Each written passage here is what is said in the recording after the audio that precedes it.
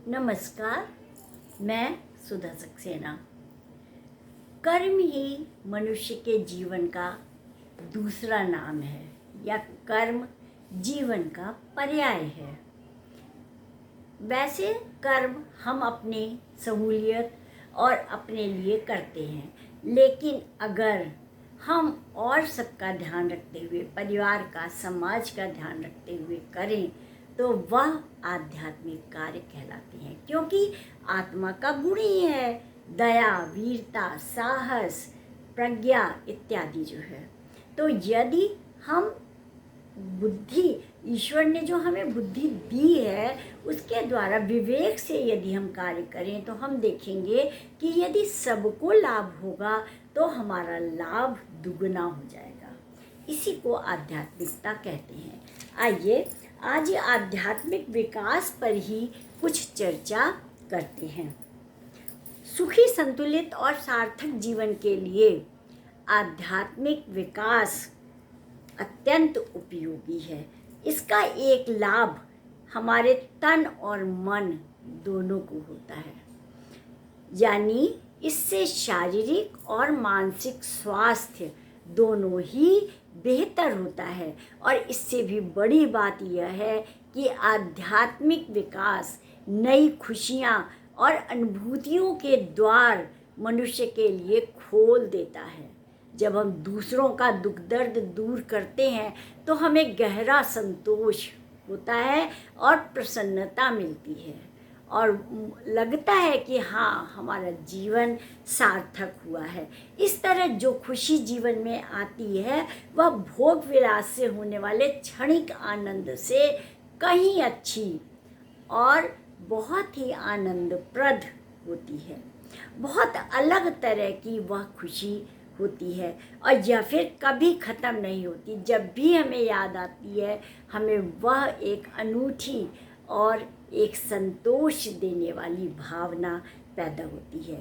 शोध कहते हैं कि दुनिया में 50% लोग इस तरह की बेहतरी का संकल्प करते हैं।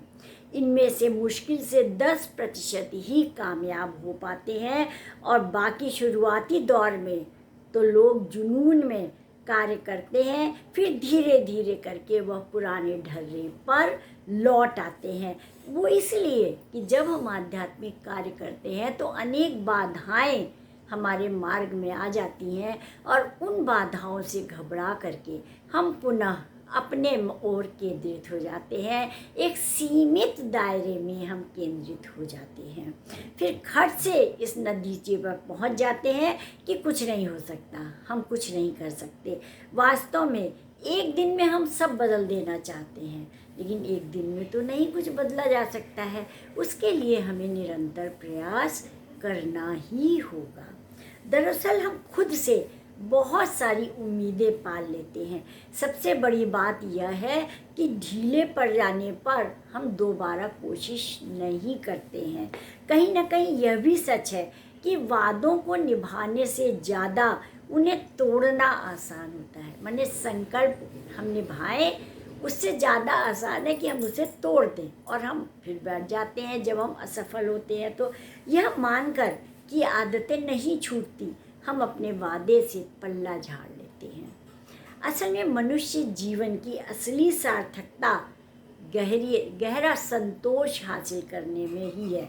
इसके लिए पहले तो हमें अपनी कमजोरियों से मुक्त होना होगा, तत्पश्चात हम औरों की कठिनाइयों को दूर कर पाएंगे।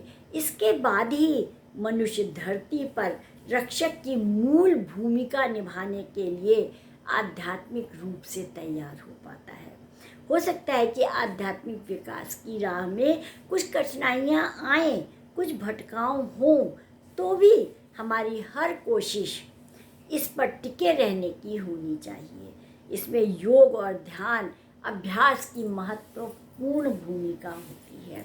असल में जब भी हम आध्यात्मिक कार्य करने चलते हैं, जब हम दूसरों के हित में सोचते हैं, तो जो अनेक प्रकार की बाधाएं आती हैं और दूसरों को समझाने में, दूसरों के हित करने में जो हमें कष्ट की अनुभूति होती है, तो हम स्वयं से ही हार जाते हैं। और यही कारण होता है कि हम मन में सोचते तो बहुत हैं कि हम ऐसा करेंगे, लेकिन कर नहीं पाते।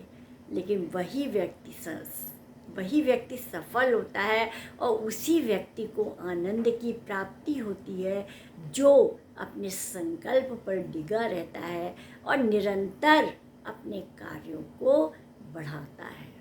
तो आज इतना ही। यदि आपने मेरा चैनल लाइक और सब्सक्राइब नहीं किया है तो कृपया कर लें। धन्यवाद। नमस्कार।